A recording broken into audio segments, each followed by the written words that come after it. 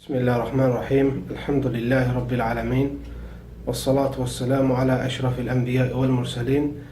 Nebiyyina Muhammedin ve ala alihi ve ashabihi ecmain, amma ba'd. Bugün Cuma günüdür. Ve Cuma tövsiyelerimiz Allah Azze ve Celle'nin köməyi devam edir. Bugünkü hatırlatmamız Allah Azze ve Celle'nin köməyi Peygamber sallallahu aleyhi ve selleme salavat getirmeyin ehemmiyeti, salavat getirmeyin fəziləti və önəmi haqqında olacaq inşallah. Önce bir Müslüman kimi bilmemiz lazımdır ki, her hansı bir şer'i hökmü subut eləmək üçün mütləq Qurandan və yaxud da hədisdən və yaxud da ümmətin icmasından subut lazımdır, dəlil lazımdır. Ona göre bu kısa hatırlamamızda və yaxud da bu kısa hatırlatmamızda inşallah Azze ve Celle Kur'an ve sünnədə sabit olan Peygamber sallallahu aleyhi ve selleme salavatın fəziləti hakkında bir neçə məsələni inşallah zikr eləyəcəyik. Önce bilmek lazımdır ki Allah Azze ve Celle'nin özü Kur'an-ı Kerim'de özünün salavat getirdiğini, Peygamber sallallahu aleyhi ve selleme həmçinin mələklərin salavat gətirdiyini Allah Azze ve Celle Kur'an-ı Kerim'de bildirmiştir. Ve həmçinin qullara da Allah Azze ve Celle əmr etmiştir ki, Peygamber sallallahu aleyhi ve selleme salavat gətirsinlər. Euzu billahi mineşşeytanirracim. İnnallaha ve melaiketehu yusalluna alen-nebi. Ya eyyuhellezine amenu sallu aleyhi ve sellimu teslima. Həqiqətən Allah ve onun melekleri Peygamber sallallahu aleyhi ve selleme salavat getirirler. Ey iman getirenler, siz de Peygamber'e sallallahu aleyhi ve selleme salavat getirin. Salavat Allah Azze ve Celle'nin Peygamber sallallahu aleyhi ve selleme olan salavat kelimesinin manası odur ki, yani Allah'tan Peygamber sallallahu aleyhi ve selleme olan salavat, yani Peygamber sallallahu aleyhi ve selleme sena ve Peygamber sallallahu aleyhi ve sellemin şənini ucaltmaq mənasına gelir.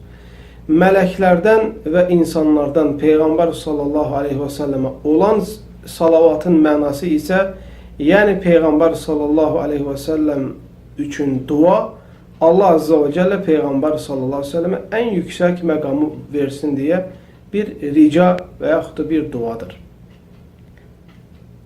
Ve ona göre de Müslüman Allah Azze ve Celle'nin emrine itaat eləyərək Peygamber sallallahu aleyhi ve selleme salavat getirmelidir. Ve Peygamber sallallahu aleyhi ve selleme salavat getirmek en əfzəl əməllərdən biridir bir Müslüman üçün. Ona göre həris olmalıdır her bir Müslüman ki, ümmete kurtarıcı olarak gönderilen son Peygamber'e dili yorulmadan daimi şekilde salavat ve salam getirsin. Peygamber sallallahu aleyhi ve selleme salavat getirmek bir kulun birçok xeyirlere nail olmasının sebeplerindendir. Birincisi, kim Peygamber sallallahu aleyhi ve selleme bir defa salavat getirerse Allah Azze ve Celle həmin insana 10 dənə salavat getirer. Yani kim Peygamber sallallahu aleyhi ve sellem üçün salavat getirerse, yani dua eləyərsə, yani salavatın mənası duadır. Allah Azze ve Celle hemen insanı Allah Azze ve Celle 10 dənə onun mislində mükafatlandıracaqdır. Hatta Amr ibn As radıyallahu anhudan gelen rivayette kim Peygamber sallallahu aleyhi ve selleme bir salavat getirerse Allah ona 70 salavat getirer diye böyle bir rivayet de var. Necə ki İmam Ahmed ibn Hanbel rahimahullah Musned kitabında rivayet etmiştir. Həmçinin Peygamber sallallahu aleyhi ve selleme salavat getirmeyin fəzilətindən kim Peygamber sallallahu aleyhi ve selleme bir salavat getirerse Allah Azze ve Celle və yaxud da salavat getirerse Allah Azze ve Celle hemen insanı 10 derece yükselder öz dərgahında, öz məqamında ve onun 10 günahını Allah Azze ve Celle bağışlayar. Gəlin baxaq görək ki, necə də Allah Azze ve Celle qullarına dərəcələri yüksəlməsi üçün günahlarının bağışlanması üçün məsələni asanlaşdırmışdır. Çətin bir məsələ deyil Peyğəmbər sallallahu aleyhi və səlləmə salavat gətirmək. 10 mərtəbə Allah əgər salavat gətirsən səni ucaldacaq və səndən törənən günahların 10'unu da Allah azze və cəllə bağışlayacaq.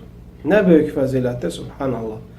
Həmçinin Peyğəmbər sallallahu aleyhi və səlləmə salavat gətirmək qiyamət günü Peyğəmbər sallallahu aleyhi və səlləmin şəfaətinə nail olmağın səbəblərindəndir.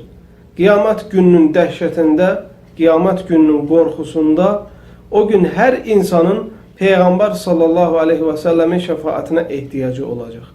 Hər kəs, kaş ki Peyğəmbər sallallahu aleyhi və səlləm mənə şəfaət verəydi deyə təmənni eləyəcək. Ona görə həmən o günün dəhşətində, o günün qorxusunda Peyğəmbər sallallahu aleyhi və səlləm sənə şəfaət verməyini istəyirsənsə, Peyğəmbər sallallahu aleyhi və səlləmə salavatını çoxalt ginin.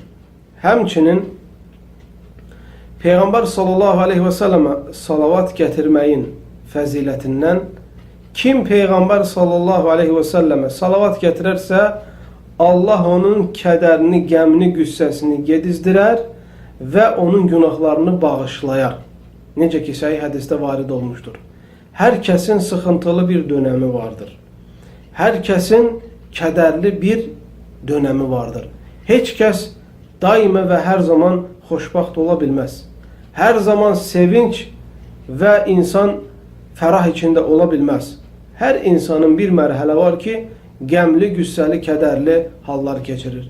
Ona görə belə olduğu halda, hətta olmasa da belə kədərli, qəmli, qüssəli vaxtın olmasa belə, sən daimi şəkildə Peyğəmbər sallallahu aleyhi və səlləmə salavat getir ki, Allah azza və cəllə sənin kədərini, qəmini gedirtsin, yerinə fərah və sevinç doldursun və yaxud da kədərin, qəmin gəlməməsinə bu səbəb olsun. Və həmçinin də Peyğəmbər sallallahu aleyhi və səlləmə salavat gətirməyin sayəsində bunun səbəbi ilə Allah azza və cəllə sənin günahlarını bağışlayır.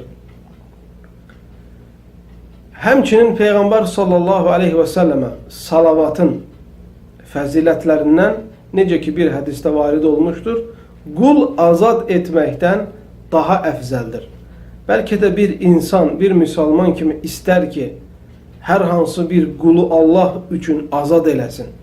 Yəni, qeyri-müsəlmanların həbsində olan bir müsəlmanı pul vasitəsilə və yaxud da başqa bir vasitə ilə onu oradan çıxartması qul azad etmək mənasına gəlir. Necə ki, bəzi elm əhli deyir. Bəzən bəlkə bir müsəlman bunu təmənni edir ki, çünki fəziləti bunun böyükdür. Kim bir qul azad eləyərsə, onun fəziləti böyükdür Allah yolunda. Və bəzən insan ola bilsin ki, pulu yoxdur. Bəzən insan ola bilsin ki, imkanı yoxdur. Lakin bunun fəzilətinə nail olmaq istəyir. Peyğəmbər sallallahu aleyhi və səlləmə salavat gətirmək, qul azad etməkdən daha əfzəldir. Necə ki, Əbu Bakır radiyallahu anhudan bu haqda rivayət olunmuşdur səhih əsərdə. Ona görə bir müsəlman olaraq çalışmalıyıq Peyğəmbər sallallahu aleyhi və səlləmə salavat gətirməyə. Ən əfzəl vaxtı da cümə günü gün batana qədər Peyğəmbər sallallahu aleyhi və səlləmə salavat gətirməkdir. Necə ki, səhih hədisdə Peyğəmbər sallallahu aleyhi və səlləm buyurmuşdur ki, cümə günü günlərinizin ən xeyirlisidir. Həmin günü mənə salavatı çoxaldın. Həmin günü mənə salavatı çoxaldın. Peyğəmbər sallallahu aleyhi və səlləm mübarək cümə günündə ona salavatı çoxaltmağı əmr etmişdir.